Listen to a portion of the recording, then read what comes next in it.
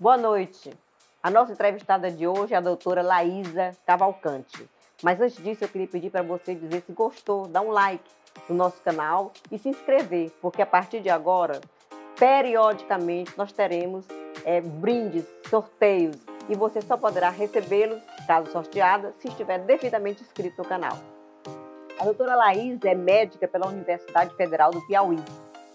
Fez residência em clínica médica pela Universidade de Belo Horizonte, pós-graduada em nutrologia pela Abram, pós-graduação em prevenção de doenças relacionadas à idade e também tem residência em geriatria concluída recentemente.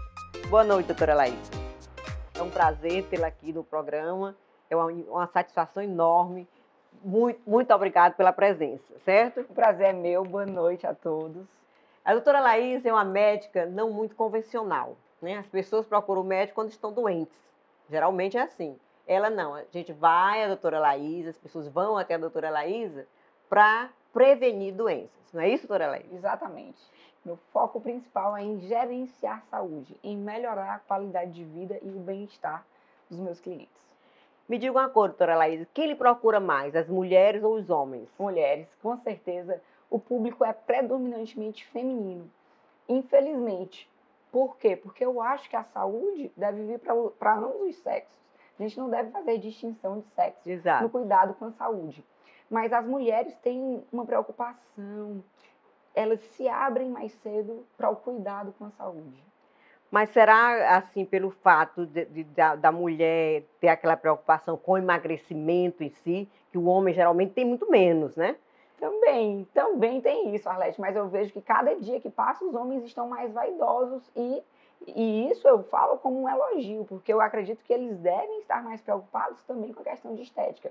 Mas sim, como eu também trabalho bastante com emagrecimento, a mulher tem mais essa preocupação com o peso, com a estética, do que o público masculino. A gente está sempre, mesmo magra, querendo 2 quilos a menos, não é isso? Sempre. Sempre. E o homem também, como a senhora disse, não tem desprezar esse lado. Até pelo contrário, nós como mulheres preferimos uma pessoa inteira do lado do que uma pessoa que não se cuida, né?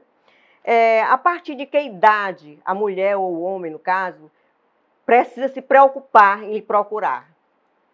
Em procurar, digamos que assistência médica, digamos que é muito individual para cada um. Mas eu acho que em se preocupar para cuidar, para gerenciar a sua saúde desde o nascimento. Então, a partir do nascimento, tem um pediatra para conduzir o crescimento, o desenvolvimento normal da criança.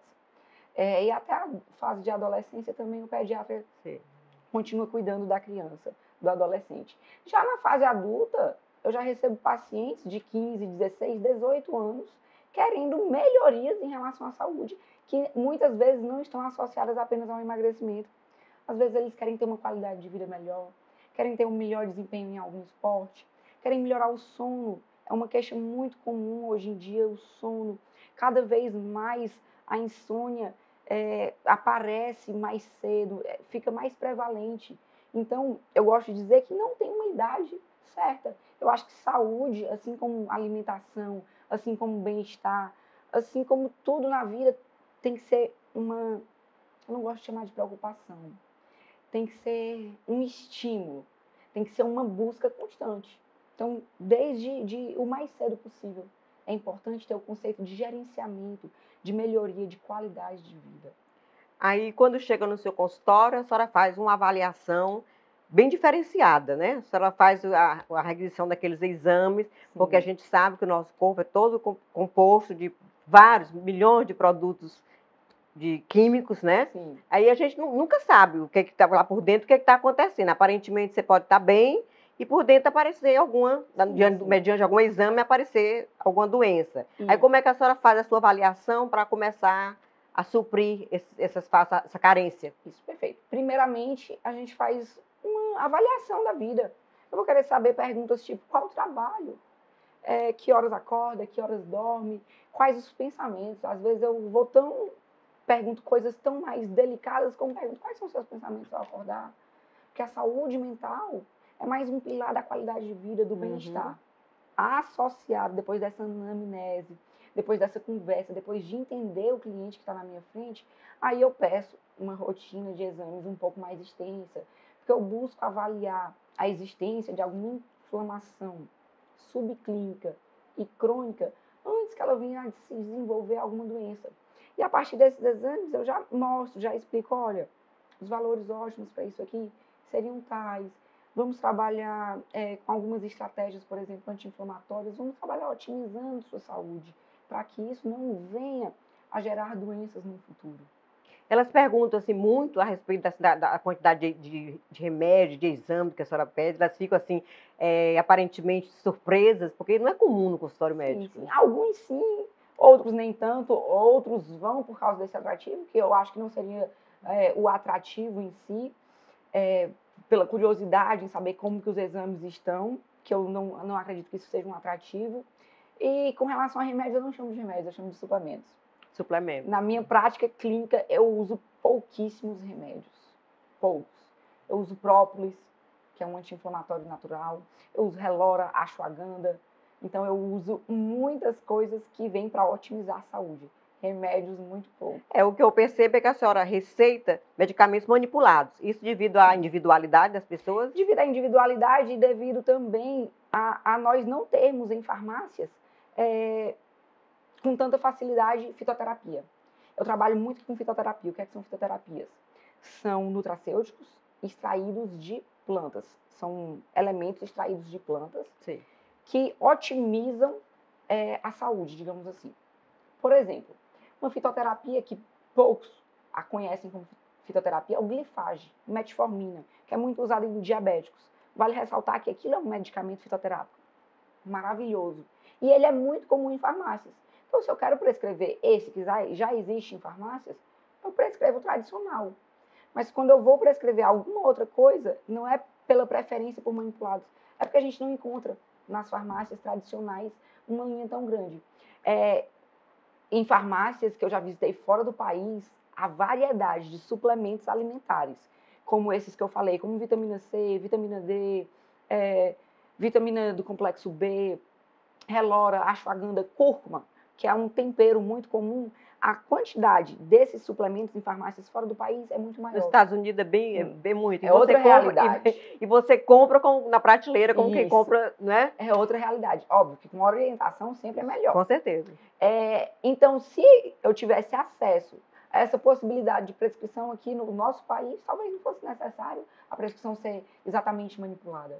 Doutora Laísa, essa sua maneira de consultar usando suplementos, a senhora sabe que tem uma corrente de médico bastante contra. O que a senhora acha disso? Sei sim, eu respeito. Eu acho que nós estamos num mercado em que cada um deve respeitar o trabalho, a individualidade e o conhecimento do outro. E, além de respeitar, eu concordo, compreendo. Eu não sei as mesmas coisas que um cardiologista sabe. Eu não fiz uma formação em cardiologia, por exemplo.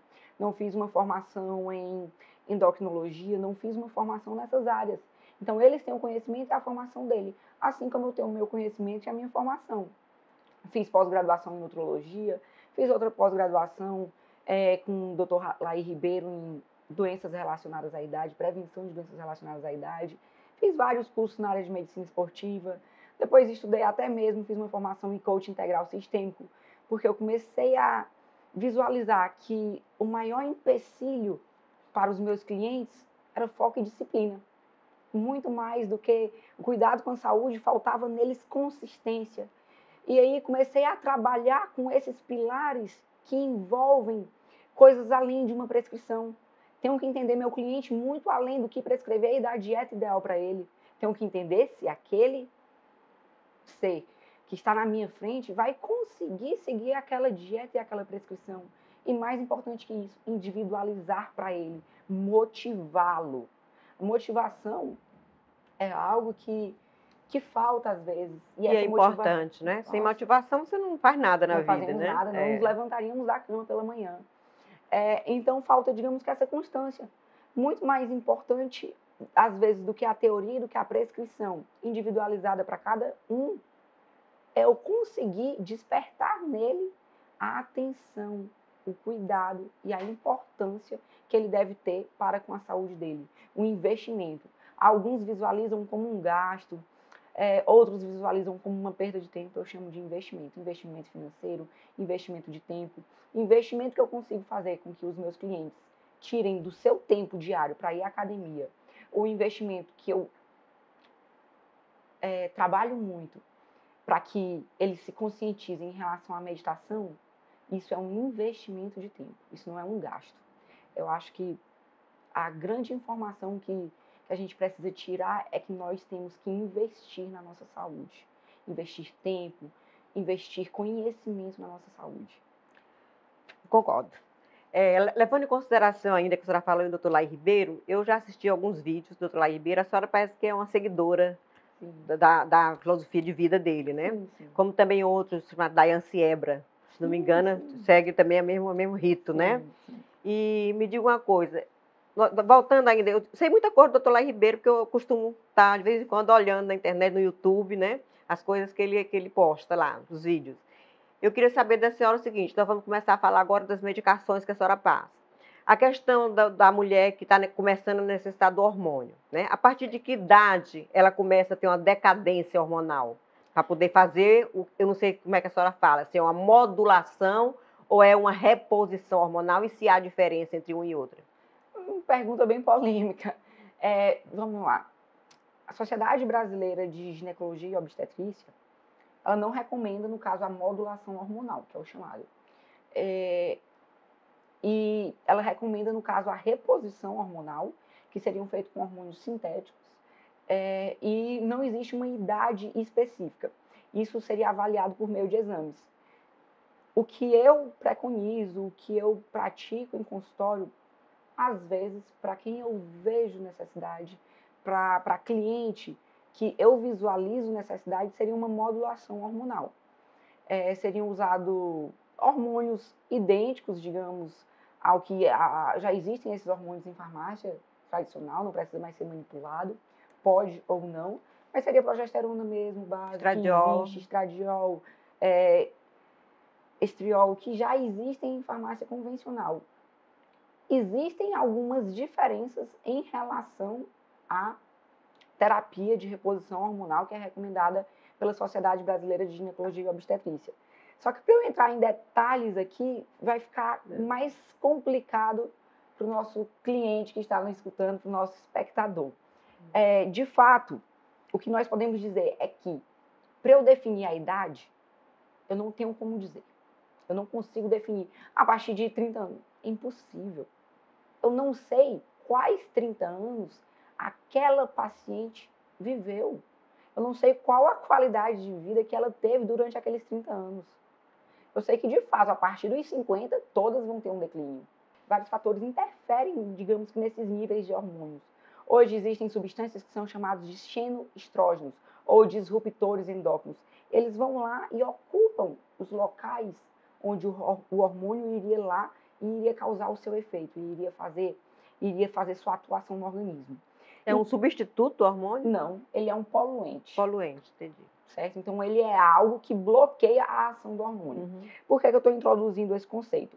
Porque eu não tenho como saber, não tenho como prever, só porque ela tem 30 anos, se ela se expôs ou não a esses disruptores endócrinos, ou a esses xenoestrógenos, para daí propor uma técnica de modulação ou de detoxificação, ou alguma terapia que vai ser individual para aquela cliente. Entendi.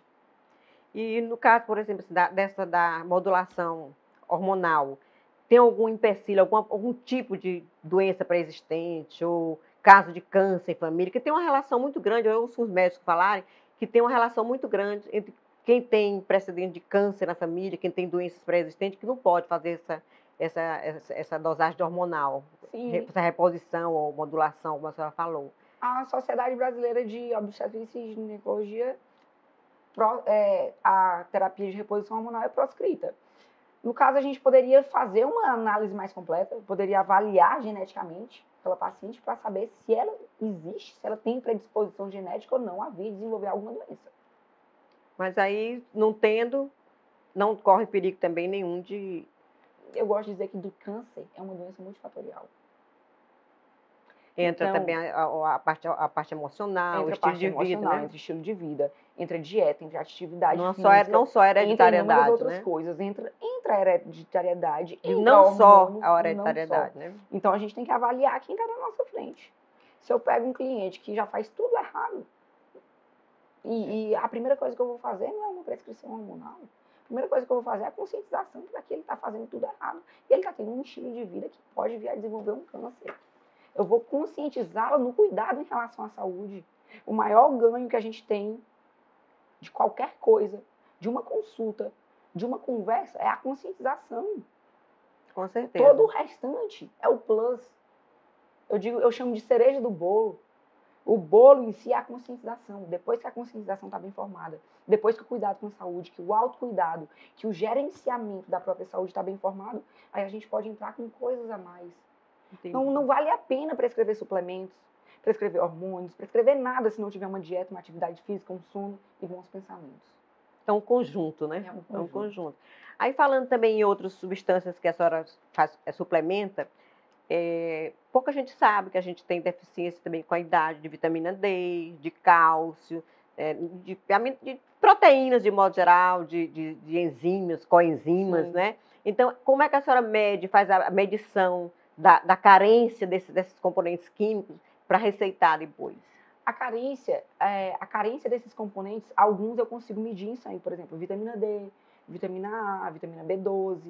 Alguns eu consigo fazer a dosagem no sangue, outros eu não consigo. Por quê? Porque o tempo que ele passa nos nossos organismos é muito pequeno. Por exemplo, vitamina C, eu não consigo fazer uma dosagem de vitamina C no organismo. Porque a vitamina C que você ingere hoje, você depleta ela em 24, 48 horas. Ela é eliminada na sua urina.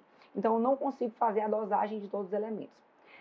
Então como que eu prescrevo uma vitamina C? Vitamina C é um excelente antioxidante e anti-inflamatório.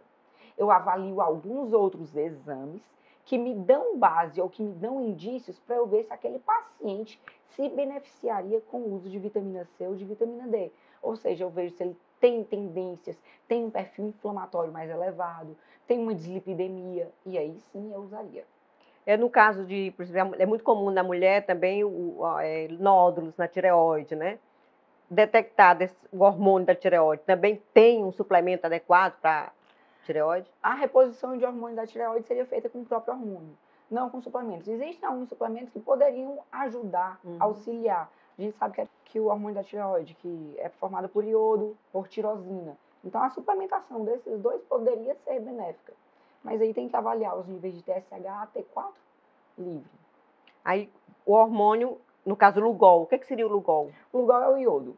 Aí a gente teria que avaliar se existe indicação, como é que estaria o TSH, como é que estaria o T4, T3 livre. Sim, muitas vezes eu prescrevo Lugol, ou prefiro prescrever... Eu já ouvi falar que até mulheres grávidas usam Lugol, é verdade? Sim, usam, sim. Não interfere nada na gravidez, neném, nada? Dependendo da dose, não. Se for em doses adequadas, prescritas por alguém que saiba prescrever, não. E esses hormônios da tireoide, eles atuam de certa forma assim para evitar que essas doenças se tornem malignas, alguma coisa assim? Os nódulos que possivelmente ela venha a ter? Não. Parece que é mais comum em mulher do que em homem, né? Nódulo de tireoide. Hipotireoidismo é uma doença mais prevalente em mulheres do que em homens. Mas a reposição de hormônios da tireoide, ela não iria atuar na prevenção de alguma doença como câncer, como um câncer de tireoide. A reposição de hormônios tireoidianos, ela iria atuar na suplementação desse hormônio naquelas pacientes que estão com os níveis do hormônio baixo, que a tireoide está produzindo menos do que o normal. O que é a coenzima Q10 e a vitamina K7? Que a gente nunca ouve falar, né? Só quando vai no seu consultório. Sim. Coenzima Q10 é uma vitamina presente em todas as células do corpo humano. Basicamente, ela é necessária para inúmeras reações metabólicas que existem. E funciona também com ação antioxidante e participa também da eliminação de algumas substâncias que são tóxicas ao organismo. Nosso órgão que trabalha com a detoxificação, ou seja, com a eliminação de compostos tóxicos, é o fígado. E a coenzima Q10 possui um auxílio muito grande nessa função hepática. Sim. Então, ela funciona como coadjuvante no processo de limpeza do organismo. Que limpeza? Limpeza, que todos os dias nós estamos sendo contaminados por algo. Maquiagem que nós estamos usando tem produtos químicos. Desodorante. Desodorante tem produtos químicos. Pasta de dente tem produtos químicos. Shampoo, condicionador. São os metais pesados que a gente chama? Também. Também, O né? desodorante, por exemplo, é rico em alumínio, que o alumínio seria o antitranspirante. Então, aquele alumínio é interessante que ele seja eliminado do organismo. Algumas pesquisas relacionam níveis elevados de alumínio com aumento da incidência de doenças neurodegenerativas, como Alzheimer, Parkinson. Então, o fígado tem um papel fundamental nesse processo de limpeza, de retirar do nosso organismo substância que não nos faz bem, substância que não nos acrescenta. Então, nesse caso, quando a gente começa uma consulta com a senhora pede uma desintoxicação. Seria para o fígado, assim, atingindo o fígado, limpando o fígado? Sim, eu acho que a grande desintoxicação que a gente faz é ao longo da vida e uma redução na intoxicação. Mais importante do que desintoxicar é parar de nos intoxicarmos. E existem fatores que auxiliam esse processo de desintoxicação. Basicamente, tudo que faz com que nosso intestino funcione de maneira saudável e adequada auxilia nesse processo de desintoxicação. E tudo que também fortalece a função hepática também auxilia nesse processo de desintoxicação. A senhora falou intestino aí agora, eu lembrei aqui, é muito comum prisão de ventre, né? Principalmente em mulheres. Eu acho que é assim, bem mais comum do que eu imaginava que fosse.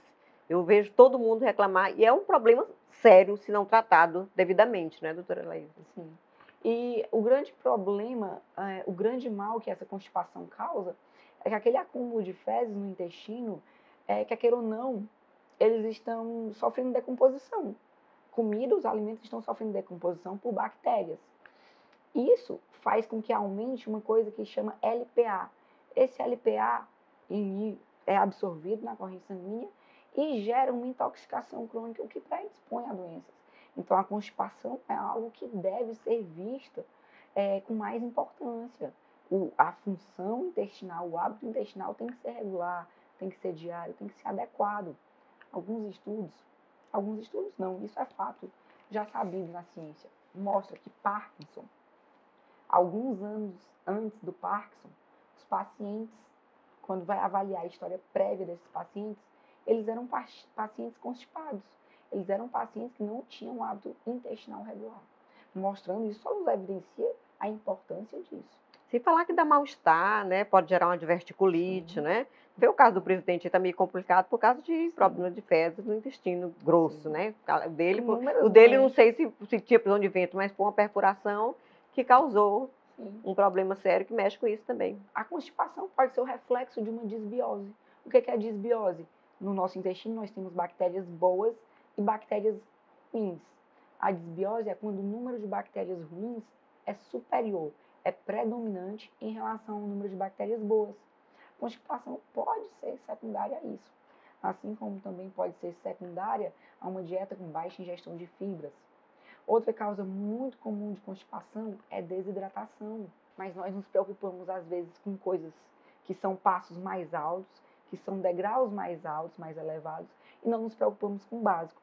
Água é importantíssima para uma função intestinal adequada. Então, as pessoas, às vezes, querem resolver uma constipação com o uso de laxantes sem beber água. Então, água, ingestão adequada de fibras, ingestão adequada de boas gorduras, porque lubrifica, facilita. A gordura boa que a senhora fala, do abacate, do azeite de oliva. Abacate, azeite de oliva, castanhas, coco, semente de abóbora, inúmeras. Gergelim. Eu sei, tudo isso faz bem, né? Todas E também o emocional da pessoa, né? Porque o intestino tá, eu acho, não sei se me corrija se eu estiver errado, está diretamente ligado ao emocional da pessoa. Você está corretíssima. Inclusive tem a síndrome do intestino irritável, que ela é muito relacionada a fatores emocionais. Tem pacientes que na hora que sofrem algum evento emocional, ou estão sob pressão no trabalho, alguma coisa do tipo, desencadeiam ou diarreia, ou prisão de ventre. Então, também é mais um dos órgãos que está intimamente relacionado aos fatores emocionais. Vamos falar um pouquinho agora de alimentação, né? quem quer emagrecer, como é que a pessoa deve se comportar diante de uma dieta que não tá conseguindo? É difícil, olha, não me diga que não é não, porque é difícil emagrecer. Depois de 50, 60, então, aperta o negócio, né? Precisa muita determinação. Como é que a senhora tenta convencer, a minimizar a cabeça da pessoa para conseguir mudar o hábito alimentar, né? Porque se não mudar o hábito alimentar, nada feito. A primeira coisa que eu digo para os meus clientes é para tirar o difícil. Toda vez que a gente vai para alguma coisa dizendo que é difícil, que é sacrifício, que é doloroso, o cérebro já automaticamente diz, eu não vou fazer isso. Se é tão difícil, se é tão sacrificante, se é tão doloroso, para quê? Para que o cérebro vai querer fazer aquilo? O cérebro ele é um órgão que evita dor. Então, a grande função é evitar dor. Tudo que ele associa à dor, ele evita realizar. Então, a primeira coisa que eu peço para os meus clientes fazerem é trocar o difícil por desafio. É essa mudança do pensamento. Se você vai fazer uma dieta todo dia e olha para aquela reeducação alimentar, olha para aquela comida, para aquele prato de salada, para aquela proteína maravilhosa e pensa, de novo não. Nossa, eu te garanto que não passa de 7 dias. Então, a primeira mudança tem que ser mental. Tem que olhar para o prato de salada e visualizar o investimento que você está fazendo na sua saúde a longo prazo. Tem que olhar para a atividade física e visualizar o investimento que você está fazendo na sua saúde a longo prazo. Não se pode auto-sabotar, né? Seria um mecanismo de auto-sabotagem. Então, a primeira coisa que eu peço para os meus clientes fazerem é, vamos trocar as palavras, não é difícil, é desafiador. Não é chato, é investimento, é saúde, certo? Refrigerante, diet, zero, light, o que a senhora... É totalmente proibido? Totalmente. Totalmente. É o tipo da coisa, não faz bem algum, acidifica o organismo, gera pico de insulina, se for normal, tem uma carga de carboidratos altíssima, não existe benefício. E existe consumo de álcool saudável, por exemplo? Existiria até consumo de refrigerante saudável. Aí eu trago para o equilíbrio. Qual o teu equilíbrio? No mundo que a gente vive hoje, é quase impossível alguém não ter um prazer mundano. Pode ser o álcool, pode ser o refrigerante, pode ser qualquer outra coisa, pode ser o tabagismo. Então, é trazer esse prazer para a conscientização. Era 2 litros de refrigerante por dia, mas te causa muito prazer. Vamos começar reduzindo? Vamos começar trazendo isso para uma faixa de equilíbrio. Então, a pergunta do álcool eu respondo da mesma forma. Quanto? Em quem? Quais as outras medidas? É em uma pessoa que faz atividade física 5, 6, 7 dias por semana e no final de semana bebe 1, 2, 3, 4 taças de vinhos com a família, confraternizando, comendo alguma coisa saudável? Eu não vejo mal. Eu acho que aí ele está no equilíbrio dele. Agora a gente está falando de álcool, de alguém que ingere álcool 5 vezes por semana. Chamar daquele dia do lixo.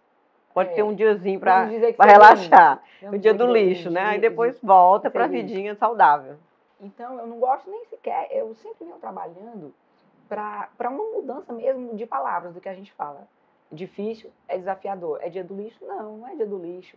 É um dia, é uma refeição de prazer, em que você vai sentar com a família, consumir algo que te dê prazer e também confraternizar. Eu busco cada vez mais retirar o prazer único e exclusivamente no ato de comer. Prazer em socializar é uma coisa. Prazer único e exclusivamente no ato de comer, a gente tem que avaliar por quê. Por que eu tenho tantos clientes que têm uma compulsão alimentar, principalmente noturna? Por que o cérebro dele está buscando tanto gatilhos de prazer imediato? Está faltando prazer em quais áreas da vida? É no relacionamento? É no trabalho? É na Procura vida financeira? Como se estivesse procurando uma compensação, né? É uma compensação. O mesmo vale para o álcool. O mesmo vale para o refrigerante. Então, a gente tem que ir mais a fundo e descobrir o porquê de encontrar prazer apenas naquilo, ou até mesmo de avaliar o porquê de uma compulsão alimentar. Quase sempre, quando temos algo assim, algum distúrbio desses, a gente tem que entender que é uma compensação do cérebro. É porque ele está com um dia fadigado, porque está com um dia estressante em outras áreas, e aí está buscando prazer naquilo que ele acha mais fácil, mais imediato. Pelo que eu estou conseguindo perceber assim, a primeira coisa é trabalhar aqui, para depois colocar o resto em ordem. Vou fazer um comentário muito interessante a respeito disso. E aí vem história pessoal. Me formei, e aí vinha uma inconformidade com a medicina tradicional, com o modo como a saúde era vista. Eu fui buscar outras coisas. Enquanto eu fazia minha residência de clínica médica, eu comecei a estudar mais sobre saúde, fiz pós-graduações relacionadas, fiz minha pós-graduação em nutrologia, fiz pós-graduação com o Dr. Lai Ribeiro de doenças relacionadas à idade, prevenção de doenças relacionadas à idade. Depois voltei a Teresina, estou concluindo residência em geriatria aqui, e a geriatria me abriu os olhos para eu perceber o quanto que estávamos envelhecendo mal. E nessa abertura de olhos do quanto estávamos envelhecendo mal, eu consegui visualizar que a principal causa de envelhecimento mal sucedido é a mente. É a mente, são as relações familiares, é a não programação do envelhecimento, é não encarar o envelhecimento como um fato. E se é um fato, a gente tem que trabalhar, investir nele. Envelhecer bem, né? Envelhecer bem. E aí, trabalhando, visualizando, pegando aquela maturidade que a geriatria me deu, comecei, fiz uma formação em coaching e vi que a vida é muito mais ampla, que saúde é um conceito muito mais amplo. Saúde, atualmente, para mim, é um completo bem-estar social, ou seja, relações sociais, amizades, hobbies, é um fator importantíssimo na saúde. Bem-estar familiar, bem-estar profissional, bem-estar financeiro, ou seja, até mesmo temos que ter preocupação com nossas finanças durante o processo de envelhecimento. Que dá dor de cabeça, e muito. Imagina. E bem-estar físico, bem-estar com relação à saúde, bem-estar conjugal. Durante o processo de coaching, eu abri minha mente para tudo isso. E como que a gente consegue elevar, aumentar nossa qualidade de vida, aumentar nosso bem-estar em cada um desses pilares, trabalhando a mente. Então, as emoções negativas, elas interferem pessimamente na qualidade de vida, não é isso? Atualmente, na minha concepção, é a coisa que mais interfere. Existem pacientes com câncer terminal que podem ter uma qualidade de vida superior a pacientes atletas, a pacientes rígidos. Não estou dizendo que é a regra, mas podem. E a grande diferença está no mindset, está na percepção de vida. A pessoa, uma pergunta que me fizeram outro dia, eu faço para a senhora aqui. Pessoa com mais de 60 anos, ela já apresenta sinais de envelhecimento na pele, ruga, flacidez, e ela quer saber se, me perguntou se usando colágeno hidrolisado a partir dessa idade, começando a usar agora, está jogando dinheiro fora ou adianta alguma coisa? Aí eu volto para tudo que eu já falei antes. Colágeno é maravilhoso para quem? Qual o restante das coisas que ela está fazendo? Ela está usando colágeno, mas está com uma alimentação toda irregular, consumindo refrigerante, consumindo bebida alcoólica, comendo carboidrato em excesso, está sedentária, tem um sono péssimo. Não É como a adianta cereja do nada. bolo, ela Tá não, fora. não existe cereja sem bolo. Então ela está jogando dinheiro fora nesse caso.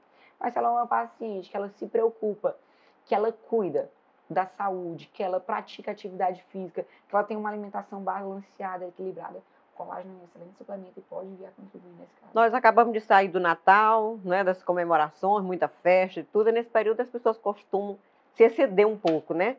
Para quem está sem foco, quem perdeu totalmente o foco, qual é a solução? A dica, primeiro dia.